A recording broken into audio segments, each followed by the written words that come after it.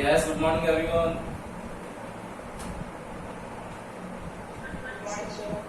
Good morning beta, good morning.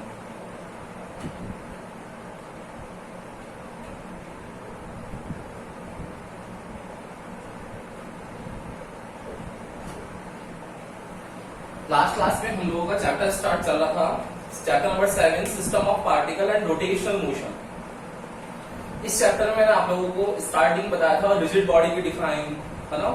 फिर translational motion क्या होता है, रोटेशनल मोशन क्या होता है, रोलिंग मोशन क्या होता है, इनके बारे में स्टडी करी फिर हम लोगों ने। देन उसके बाद हमारा जो मेन टॉपिक था centre of mass, centre of mass के बारे में डिफाइन बताई थी कि कोई भी ऐसा पॉइंट रिजिड बॉडी का जहां पर टोटल मास कॉन्सेंट्रेटेड रहे। अगर यूनिफॉर्म होगा ऑब्जेक्ट तब तो आपका जो सेंटर होगा वही आपका सेंटर ऑफ मास होना चाहिए, और अगर नॉन यूनिफॉर्म है तो उसमें हम लोग डिफरेंट थ्योरम्स लगाएंगे, आगे आएगा आप लोगों के सिलेबस में भी, इसी में वहां पर हम लोग उसको उस तरीके से सॉल्व करेंगे। ओके, देन उसके बाद आप लोगों के सिलेबस में इस चैप्टर में सेंटर ऑफ मास की क्वेश्चंस थे, डिफरेंट क्वेश्चंस, वो मैंने आप लोगों को कल करवाए भी थे, ठीक है ना। वहां तक ऐसे कोई प्रॉब्लम होगी नहीं आप लोगों को। अगर कोई प्रॉब्लम है सेंटर ऑफ मास से रिलेटेड तो बोलो भाई, कोई भी न्यूमेरिकल में अगर प्रॉब्लम है आप लोगों को तो बोल दो, है क्या? नहीं? चलो, तो एक क्वेश्चन है, स्टार्टिंग यहीं से करते हैं सेंटर ऑफ मास इक्वेशन से, फिर आगे बढ़ेंगे, ठीक है ना। तो फर्स्ट क्वेश्चन आता है आप लोगों का,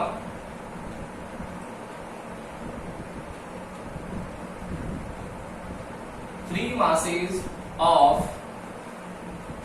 6 kg, 10 kg and 8 kg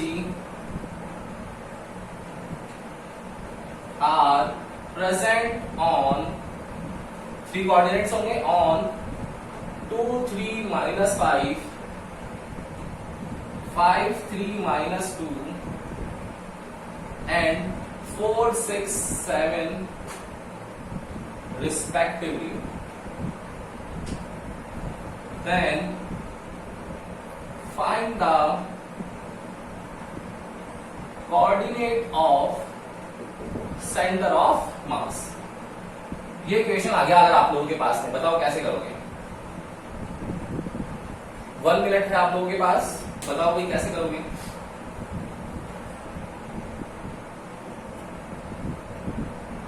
Three masses of 6 kg, 10 kg and 8 kg are present on 2 3 minus 5 5 3 minus 2 and 4 6 7 respectively. Then find the coordinates of center of mass. ये क्वेश्चन अगर आपके आ जाता है एग्जाम में मान लो, तो क्या करोगे, कैसे सॉल्व करोगे बताओ। मैंने कल भी क्वेश्चन करवाए थे आप लोगों को, 3-4 क्वेश्चन करवाए थे, उसी पैटर्न में आएंगे क्वेश्चंस। आज एक पैटर्न और करवा दिया मैंने आप लोगों को, बताओ भाई क्या करना चाहिए। अरे भाई कोऑर्डिनेट है ना बेटा, और पोजीशन वेक्टर क्या होता है, पोजीशन वेक्टर के कोऑर्डिनेट्स लिखना सिखाए थे 4th चैप्टर में मैंने आपको, कि अगर कोई पॉइंट है उसके कोऑर्डिनेट है लेट्स सपोज 3 and 5, तो उसको वेक्टर फॉर्म में रिप्रेजेंट करना तो कैसे करते थे, मतलब x की वैल्यू है 3, y की वैल्यू है 5, तो क्या हो जाएगा 3 i कैप, x की वैल्यू इसलिए, और 5 j कैप। तो क्या हम लोग यहां नहीं कर सकते क्या ऐसा, बिल्कुल कर सकते हैं। तो क्या हो जाएगा, 6 kg का मास है, उसकी पोजीशन क्या है, रिस्पेक्टिवली वर्ड है ना, मतलब फर्स्ट ये है, तो कितना हो जाएगा 2i cap plus 3j cap minus 5k cap. Okay, next 10 kg है, तो 10 kg की पोजीशन क्या है बेटा, 5i cap plus 3j cap minus 2k cap and 8 kg, इसकी पोजीशन क्या है 4i cap plus 6j cap minus 7k cap. Okay, 3 position आ गई आप लोगों के पास, बस मल्टीप्लाई करना है। तो what will be the value of RCM, M1 R1 plus M2 R2 plus M3 R3 divided by M1 plus M2 plus M3। लिख लो वैल्यूज और सॉल्व कर लो। RCM कितना आएगा, M1 6, R1 की value 2i cap plus 3j cap minus 5k cap plus M2 कितना है 10, R2 की value 5i cap plus 3j cap minus 2k cap plus 8 kg multiplied by 4i cap plus 6j cap minus 7k cap divided by total 6 और 10 16 और 8 24। इसको multiply करना, divide कर देना, आप लोगों का आंसर आ जाएगा। कर लोगे क्या? कोई दिक्कत है तो बोलो यहां तक, बोलो भाई। तो ले लो इसका स्क्रीनशॉट, आज का टॉपिक स्टार्ट करते हैं।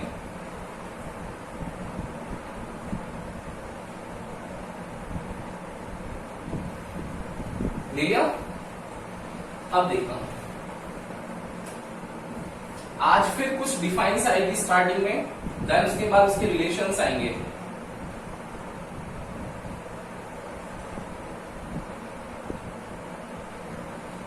क्या क्या है वो देखते हैं बेटा। देखो एक बार, सबसे पहले जो डिफाइन है आप लोगों के इसमें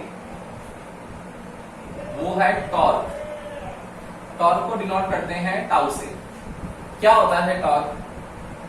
टॉर्क है क्या, मैंने आप लोगों को इस सिंबल को क्या बोलते हैं? टाउ, TAU, टाउ, ठीक है। टॉर्क को मैंने आप लोगों को बताया था कि ये एक एंगुलर फोर्स है क्या यार? फोर्थ चैप्टर बता रखा है मैंने आप लोगों को। एंगुलर फोर्स कैसे कि अगर कोई एक ऑब्जेक्ट है, सेंटर पॉइंट O पे प्रेजेंट है, वो कोई एक r डिस्टेंस पर पार्टिकल है, उसे एक फिक्स्ड लॉकस पर मूविंग करना चाहता है। देखो तो फिक्स्ड लॉकस में मूविंग क्या करेगा? तो क्या ऐसा सर्कुलर पाथ बनेगा? बनेगा सर्कुलर। अब देखो, इस सर्कुलर पाथ पर अगर मुझे कभी भी स्ट्रेट लाइन मोशन चाहिए, तो स्ट्रेट लाइन मोशन कैसे होगा बेटा? क्या करना पड़ेगा? हमेशा एंगुलर फोर्स अगर लग रहा है, कोई भी angular object, angular physical quantity moving condition में है और उसमें लीनियर वैल्यू फाइंड करनी है, तो क्या करना पड़ता है? इस पॉइंट पर मतलब टेंजेंट ड्रॉ करना पड़ता है। इस पॉइंट पर है, ये टेंजेंट ड्रॉ करना पड़ेगा। इस पर है, ये टेंजेंट ड्रॉ करना पड़ेगा। यहाँ ये देखो, ये टेंजेंट ड्रॉ कर लिया। तो ये जो है ना लीनियर, ये तो होता है लीनियर फोर्स, लेकिन इसके रिस्पेक्टिवली ये ऑब्जेक्ट मूविंग करता हुआ आ गया और यहां से देखो ये एंगुलर डिस्प्लेसमेंट हुआ है नहीं बस का, ये हो गया। तो यहां से जो मूविंग करा ना इसने, इस पाथ पर जो फोर्स लग रहा है उसको बोलते हैं क्या? टाउ। और ये टाउ क्या है? क्या है कि जो फिक्स डिस्टेंस है वो कब आएगा? फिक्स डिस्टेंस चलेंगे तब, और उस पर फिक्स डिस्टेंस पे आते कौन सा फोर्स लगेगा? Linear force. तो क्या हो गया? R और F हमेशा डिस्टेंस, रेडियस और उस पर टेंजेंट ड्रॉ करते हैं। तो रेडियस और टेंजेंट के बीच में एंगल आप लोगों ने पढ़ रखा है, सबने 90 डिग्री का आता है। 10th क्लास में थ्योरम्स दिया आप लोगों ने, उसमें पढ़ रखा आप लोगों ने, ठीक है ना। तो एंगुलर फोर्स जो है टॉर्क, उसकी डिफाइन क्या हो जाएगी? टॉर्क क्या होगा? It is defined as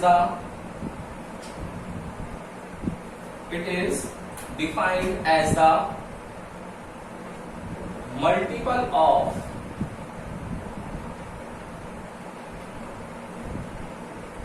magnitude of force and perpendicular distance in between them। देखो तो टॉर्क जो है मेरा वो क्या होगा? मल्टीप्लाई होगा किसका? फोर्स का मैग्नीट्यूड, ये फोर्स का मल्टीप्लाइड बाय परपेंडिकुलर डिस्टेंस। क्या आ जाएगा? Torque equals to force. Force कितना है? F, डिस्टेंस कितनी है? R। तो ये F इंटू R जो है वो आप लोगों का फोर्स आ गया। अगर मैं इसको वेक्टर फॉर्म में लिखना चाहूं तो देखना बेटा वेक्टर फॉर्म में क्या होगा। इन वेक्टर फॉर्म ध्यान से देखो, ये टॉर्क जो मुझे मिला है सरफेस पर वो कब मिला है?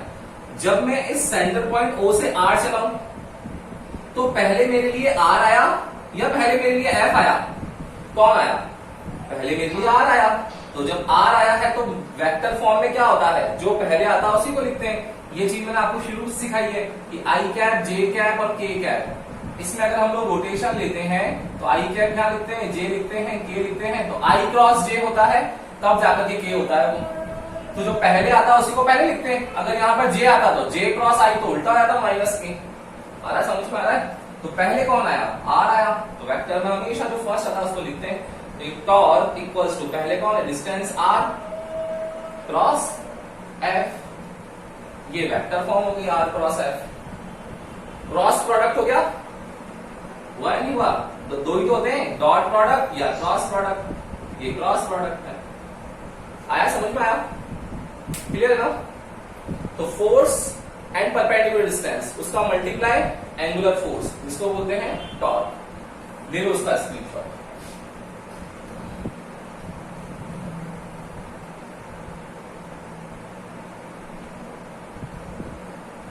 डन? यस, बोलो।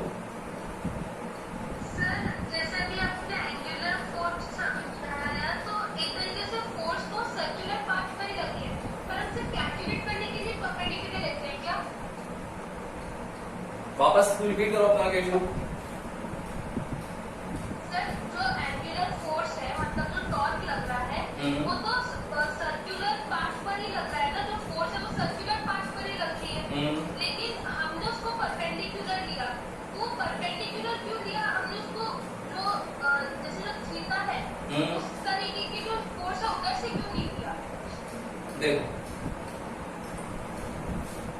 आपको निकालना क्या है, ध्यान देना, जो डाउट है ना, वो डाउट पता है किस वजह से आ रहा है, ध्यान से देखना। अगर आप लोग एक जनरल सा प्रैक्टिकल करो, पहले इसको समझने से पहले देखो, वो आपने जो डाउट पूछा है वो डाउट ही बहुत आपको मतलब बेसिक वाला डाउट है।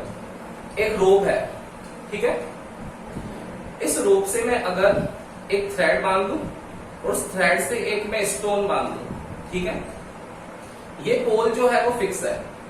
अब सोचो इस पोल को अगर हम लोग सर्कुलर मूविंग कराना चाहे इसी पोजीशन पर, फिक्स्ड एक्सिस पर, तो बताओ वो घूमेगा नहीं घूमेगा? जो बाहर का स्टोन है वो घूमेगा क्या सर? घूमेगा। Yes sir. अब मान लो इस पोल से उस स्टोन का जो थ्रेड बना हुआ है वो बीच में ब्रेक हो जाए, कैसे होगा? आप प्रैक्टिकली सोच के देखो, आप खुद बताओगे आंसर। देखो ऐसे घूम रहा है, घूम रहा है, जिस भी जगह से टूटेगा, मान लो इस जगह से टूटा है, तो देखो जैसे आएगा ना वो, अब वो घूमेगा नहीं, वो कहां जाएगा? सीधा जाएगा। जाएगा नहीं जाएगा? कर रखा ऐसा प्रैक्टिकल, घुमाते हैं हम लोग तो फोर्स कहां लगेगा? सीधा ऐसा लगेगा जहां से टूट गया हो। यही वाला केस ये भी है क्या, कि जब हम लोग किसी भी ऑब्जेक्ट की पोजीशन फाइंड कर रहे हैं और उसके लिए एंगुलर फोर्स को हम लोग कैलकुलेट करना चाहते हैं, तो एंगुलर फोर्स किसके बेसिस पर आ रहा है? ये एंगुलर फोर्स जो है आपको कैसे पता पड़ा कि ये एंगुलर जो है वो इस थीटा के अलोंग है? क्यों? क्योंकि आप लोग यहां से O से आप लोगों ने एक पर्टिकुलर डिस्टेंस ली, उस पाथ का लॉकस लिया, लॉकस डिसाइड किया कि हाँ भाई ये पाथ है, इस पर रोटेट करेगा। तो एंगुलर जितनी भी क्वांटिटीज होती हैं, वो एंगुलर क्वांटिटी डिपेंड करती है किस पर? उस पाथ की रेडियस कितनी है, ठीक है। सेकंड चीज, रेडियस जो कर रही है उसमें ऐसा क्या होना चाहिए? देखो ये ऑब्जेक्ट जो है यहां मूविंग कर रहा है, बिल्कुल यही मूविंग करेगा सर्कुलर पर, तो इसको बेटा अगर सेंटर से कोई फोर्स खींच रहा है, तो एक फोर्स ऐसा भी तो लगता होगा जो बाहर की तरफ खींचता होगा, तभी तो उसका पाथ मेंटेन रहता होगा, रहता होगा ना?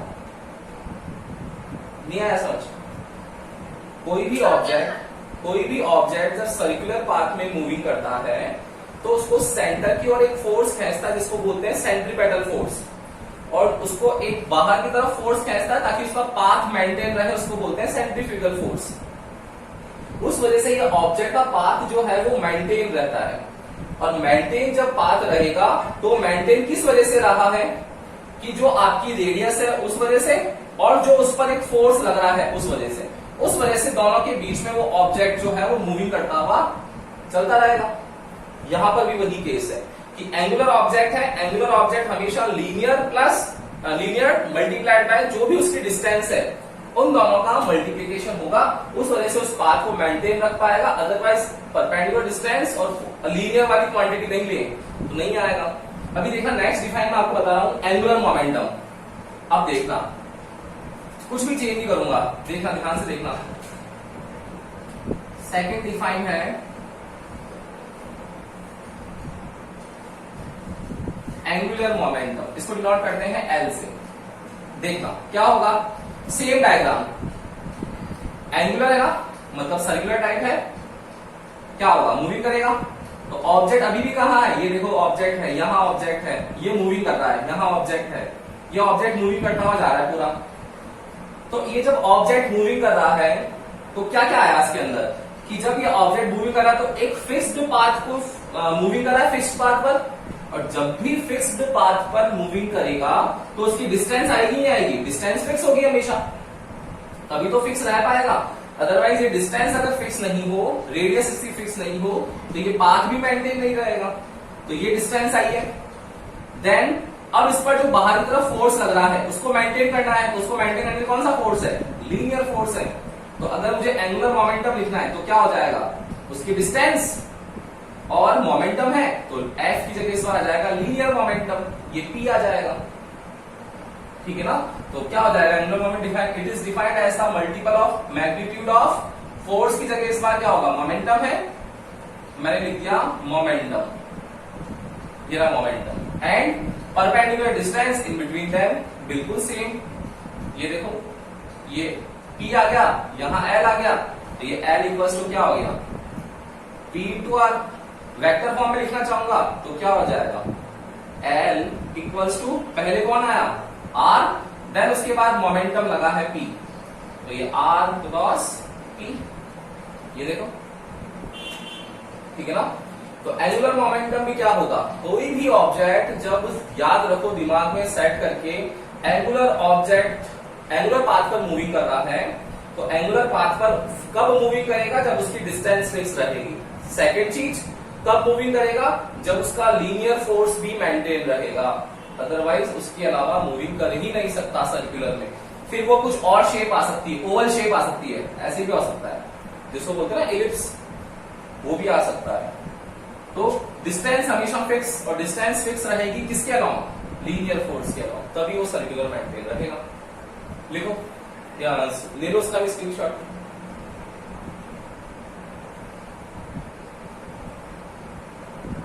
हो गया, यस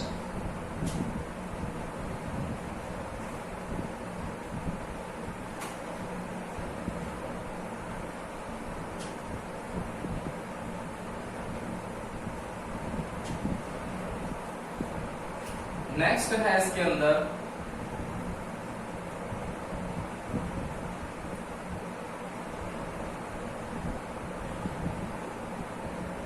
मोमेंट ऑफ इनर्शिया। ये टर्म है ना आप लोगों को चैप्टर नंबर 5 था आप लोगों का, जिसमें आप 4th चैप्टर आपको बता रहा था मैं, वेक्टर क्वांटिटीज, स्केलर क्वांटिटीज और टेंसर क्वांटिटीज। टेंसर में नाम लिया था मोमेंट ऑफ इनर्शिया का। फिर ये इनर्शिया वर्ड चैप्टर नंबर 5 में भी आया था आपके, ठीक है ना। लेकिन वो इनर्शिया जो है वो आपकी फिजिकल प्रॉपर्टी है और ये आपकी फिजिकल क्वांटिटी है। प्रॉपर्टी और क्वांटिटी में डिफरेंस होता है। क्वांटिटी जैसे फोर्स है, वर्क डन है, ये सब क्वांटिटीज है, और प्रॉपर्टी क्या होती है, प्रॉपर्टी होती है जो आपके पास ऑब्जेक्ट है उसका नेचर कैसा है उसके बारे में बात कर रहे हैं। तो इनर्शिया वहां पर अलग था, ये मोमेंट ऑफ इनर्शिया अलग है, दोनों को सेम नहीं करना है, ठीक है। क्या होगा, लेट सपोज एक आप लोगों के पास में रिजिड बॉडी है नॉन यूनिफॉर्म शेप की। इस नॉन यूनिफॉर्म शेप की ऑब्जेक्ट जो है ये मूविंग कर रही है, ये मूविंग कर रही है यहां से। तो जब मूविंग करेगी तो किससे करेगी, वेलोसिटी से। देखो कैसा मूविंग है, ये सर्कुलर मोशन है, इसलिए सर्कुलर एंगुलर वेलोसिटी ओमेगा को लगा रखा है, ओके।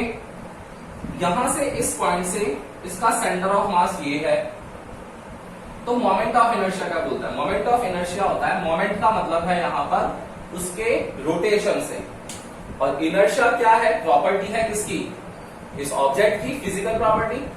तो मोमेंट ऑफ इनर्शिया क्या हुआ, मोमेंट ऑफ इनर्शिया होता है कि कोई भी ऑब्जेक्ट, रिजिड ऑब्जेक्ट, चाहे वो यूनिफॉर्म हो चाहे नॉन यूनिफॉर्म हो, अगर सेंटर ऑफ मास से जो एक्सिस पास हो रही है उसके अलोंग रोटेशन कर रहा है, तो रोटेशन करने की वजह से उस पाथ पर जितनी भी उसके पॉइंट की रेडियस है, लेट सपोज कोई बोलेगा कि यहां वाला पॉइंट भी तो होगा, रिजिड बॉडी है तो बहुत सारे पॉइंट्स होंगे, तो बोलता है कि जो पॉइंट है उस पॉइंट की उससे डिस्टेंस, तो यहां पॉइंट है तो इसका भी तो मास है, यहां कोई पॉइंट है तो इसका भी तो मास है, यहां कोई पॉइंट है उसका भी मास है, इधर है कोई उसका भी मास है, यहां पर है, उसका भी मास है। तो ये बोलता है कि जितने भी डिफरेंट डिफरेंट पार्टिकल्स हैं, सॉलिड है, रिजिड बॉडी है, तो उस पार्टिकल की मास और उसकी रेडियस और इसका स्क्वायर कर दो, वही मोमेंट ऑफ इनर्शिया है। क्या कि अगर मोमेंट ऑफ इनर्शिया को डिनोट करते हैं हम लोग आई से, तो ये आई होता है कि mass of the particle multiplied by square of distance in between that. I equals to M R square जो होगा वो मोमेंट ऑफ इनर्शिया होगा। अब अगर डिफरेंट डिफरेंट के लिए है तो डिफरेंट डिफरेंट के लिए हो जाएगा। क्या हो जाएगा? लेट सपोज ये m1 है तो ये r1 ले लो, m2 है तो r2 हो जाएगा, m3 है तो r3 हो जाएगा, m4 है r4 हो जाएगा, चलता जाएगा ऐसे। तो अगर मुझे इसको और डिटेल्ड फॉर्म में लिखना है टोटल के लिए, तो टोटल मोमेंट ऑफ इनर्शिया क्या आएगा? m1 r1 square, m2 r2 square, m3 r3 square, चलता जाएगा। तो जब टोटल सबका सम कर रहे हो तो सबका समेशन का सिंबल क्या होता है? सिग्मा। मैथमेटिक्स में पढ़ रखा आप लोगों ने समेशन। इसको इनिशियलाइज करते हैं तो क्या हो गया? एम आई आर आई और उसका क्या है? स्क्वायर। यहां जो आई है ना, वो आई क्या है? आई का मतलब होता है इनिशियलाइजेशन। इनिशियलाइजेशन देखो, इनिशियलाइजेशन क्या होता है बेटा कि जो भी वैल्यू है वो इंडेक्स वैल्यू कहां से इंक्रीज हो रही है। इंडेक्स वैल्यू की वैल्यू है 1 से स्टार्ट और n तक ट्रेवल कर रही है, तो i equals to 1 to n। तो उसको इनिशियलाइज करेंगे, क्या करेंगे कि कहां से? 1 से स्टार्ट है तो देखो i equals to m1 r1 square लग गया। फिर ये क्या है? सिंबल सिग्मा का, तो क्या करेगा? जो ये होता है सिग्मा, ये समेशन का काम करता है, तो प्लस फिर वैल्यू एक बार और इंक्रीज हो जाएगी तो m2 r2 स्क्वायर। फिर क्या होगा? फिर 1 से इंक्रीज करेगा m3 r3 स्क्वायर। तो इस तरीके से सिग्मा जो है वो +1 से वैल्यू को इंक्रीज करता जाएगा और इस तरीके से हमारे पास टोटल वैल्यू भी आ सकती है, ये आ गई। ठीक है ना? तो सिंगल पार्टिकल के लिए, टोटल के लिए। तो मोमेंट ऑफ इनर्शिया क्या होता होगा? मोमेंट ऑफ इनर्शिया होता है कि multiple of mass of particle and square of distance in between them. ठीक है, ये मोमेंट ऑफ इनर्शिया है। ले लो उसका भी स्क्रीनशॉट।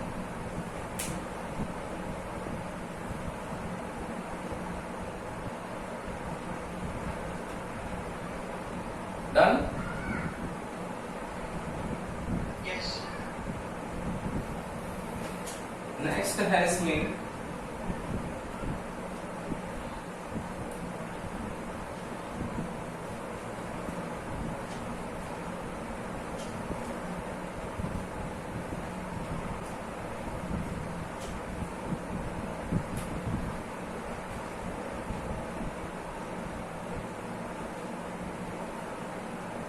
नेक्स्ट है रिलेशन। ये इंपॉर्टेंट है, एग्जाम में यहां से आपके इक्वेशन आता है। 3 रिलेशंस हैं, इसमें से फर्स्ट रिलेशन है आप लोगों का, आप लोगों को प्रूव करने को आएगा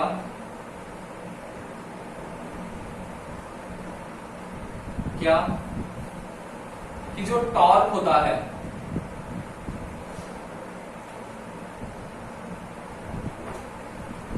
वो dl by dt के इक्वल होता है।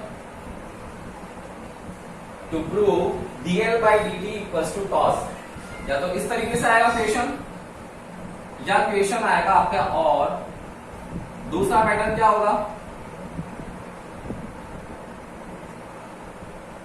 Find the relation in between angular momentum L and angular force torque tau. Find the relation in between angular momentum and torque. या आपके पास में कैसे करोगे? क्या अप्रोच होनी चाहिए बताओ?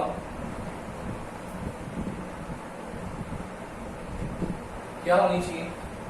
आप लोगों को लग रहा होगा कि सर एंगुलर मोमेंटम है L, तो L एंगुलर मोमेंटम है तो L की वैल्यू क्या होती है? R cross P। अभी भी देखिए हम लोगों ने उसका अगर डिफरेंशिएशन कर दे सर हम लोग T की रिस्पेक्ट में, तो हमारे पास टॉर्क आ जाना चाहिए। यही तो प्रूव करना है। मैथमेटिक्स में ऐसे इक्वेशन आते तो आप लोग क्या करते हो, एलएचएस को लेके चलते हो, आरएचएस ले आते हो। तो क्या होगा, सॉल्यूशन करेंगे हम लोग, because we know that L जो है आप लोगों का वो क्या होता है, आर क्रॉस पी। क्या करना चाहिए, इसका डिफरेंशिएशन है तो डिफरेंशिएशन करते हैं इसका। तो क्या होगा, differentiate the about term with respect to T. क्या होगा, D by D T of L equals to D by D T of R cross P. जिन स्टूडेंट्स ने स्टार्टिंग की बेसिक क्लासेस दे रखी है उन सबको डिफरेंशिएशन आता है, और जिन्होंने नहीं ली है डिफरेंशिएशन की वीडियोस अपलोड है, जाकर के देखो। डिफरेंशिएशन इंटीग्रेशन सीखना है। D by D T of R cross P, क्या ये u और v का मल्टीपल है क्या बेटा, u और v का मल्टीपल है क्या, है ना। तो जब u और v का मल्टीपल है तो क्या हम लोग हैंडशेक फंक्शन अप्लाई नहीं कर सकते क्या, बिल्कुल कर सकते हैं। कितना आ जाएगा, dl by D T equals to, पहले क्या करें, u को रख ले तो r cross d by D T of p plus, अब की बार किसका नंबर है, r को रख लिया, आपकी बार r का ही नंबर है तो dr बाई डी टी, इस बार रख लेंगे किसको, p को। ये याद रखने वाली बात है कि ऑर्डर चेंज मत करना, क्योंकि वेक्टर में चल रहा है सारा काम। ऑर्डर चेंज कर दोगे, आगे पीछे लिख दोगे तो माइनस साइन का फर्क पड़ जाएगा। तो पहले r लिखा हुआ है तो r को वहीं लिखा, p का डिफरेंशिएशन करा, फिर r को उसी जगह डिफरेंशिएट करा, p को लिख दिया। ठीक है ना, ऊपर नीचे मत कर देना। क्या होगा, सॉल्व कर लो उसको, देखो कितना आना चाहिए। अगर हम लोग इसको सॉल्व करें तो dl by D T equals to R cross d by D T of M V, p की वैल्यू होती है mv, multiple of mass and velocity, plus ये जो dr बाई डी टी है, r क्या है यहां पर, डिस्टेंस है ना। डिस्टेंस का अगर टाइम के साथ में हम लोग डिफरेंशिएशन कर देते हैं तो ds बाई डी टी हो चाहे dr बाई डी टी हो, ये सब क्या आते हैं बेटा, वेलोसिटी। तो क्या आ जाएगा, वेलोसिटी क्रॉस mv होगा। अब देखो इसको सॉल्व करते हैं तो क्या आएगा, इसको आगे हम लोग सॉल्व करें तो dl by D T equals to r cross, देखो अगर हम लोग m को बाहर ले लें, क्योंकि m क्या है, कांस्टेंट है, डिफरेंशिएशन करना है इसका, तो m अगर बाहर ले लें तो पीछे क्या बचेगा, dv बाई डी टी, और dv बाई डी टी को मैं एक्सेलरेशन लिख सकता हूं क्या, देखो लिख दिया, plus m v cross v, ये बच गया v क्रॉस v को, देखो m को बाहर ले लिया और v क्रॉस v को साथ लिख दिया। अब आप लोगों को पता है कि चाहे i क्रॉस i हो, j क्रॉस j हो, k क्रॉस k हो, इन सब की वैल्यू 0 होती है, क्रॉस में होती है। तो ये क्या क्रॉस प्रोडक्ट है, v क्रॉस v, देखो ये भी i क्रॉस i जैसा है, क्या हो गया, 0 हट गया। तो कितना बचा, dl by D T equals to r और ma को लिख सकते हैं क्या हम लोग, f लिख दिया f, और r क्रॉस f किसके इक्वल होता है, टाउ के। तो dl by D T equals to tau. ये आप लोगों के पास में हम लोगों ने इस चीज को प्रूव कर लिया। आया, समझ में आया, बोलो। dl बाई डी टी से चले टॉर्क पर आ गए, तो dl बाई डी टी का मतलब तो क्या है, l का वैल्यू लेना पड़ेगा, तो l की वैल्यू होती है r क्रॉस p, तो l r क्रॉस p, तो r dp by D T plus dr by D T cross p, तो r dp by D T, p की वैल्यू क्या है mv, वहां p की वैल्यू mv, क्या हो गया, ये m को कॉमन लिया तो dv by D T acceleration होता है, ये लिख दिया एक्सेलरेशन। और सेम चीजों का क्रॉस प्रोडक्ट जो होता है वो 0 होता है, वेक्टर में सीखा हुआ है, ये 0 हो गया, तो ये बच गया केवल ये r cross f dl by D T equals to torque आ गया अपने पास। क्लियर है क्या, ये आया, समझ में आया, आया, यस और नो, सबको क्लियर है ना। चलो तो एक बार इसका भी स्क्रीनशॉट ले लो सब जने।